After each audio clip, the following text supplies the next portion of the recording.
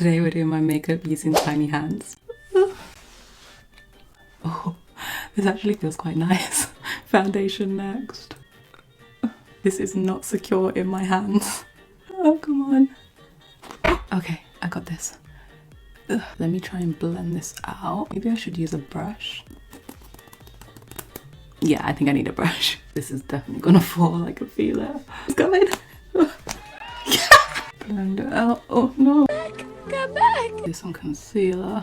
Since I got tiny hands, I'll use a tiny puff. It's blending pretty good. I feel like that woman that does the waterproof foundation and she's slapping her face. For contour, I'm going to use this finger because I feel like I'll be able to get nice thin lines. Let's do the nose first. Oh yeah, I'm a genius.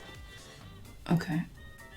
Yes, I painted the tiny hands because they didn't have a shade that matched my skin tones. Maybe if I just shake my head. It's so difficult to blend. For eyebrows, I'm going to dip into some brown eyeshadow and hope for the best. Yeah, I don't think I should do it like this. Oh. I'm going to try a brow pen instead. I was trying to do the hair strokes in the front, but it's not quite happening, is it? Okay, let's add a bit of liquid blush. Ugh, come on. No, maybe the back of the hand. Okay, how bad is this looking on a scale of 1 to 10? We're gonna put some light eyeshadow right here. Blend it down onto my nose contour. Wing eyeliner. And across. Oh, I think that was pretty good.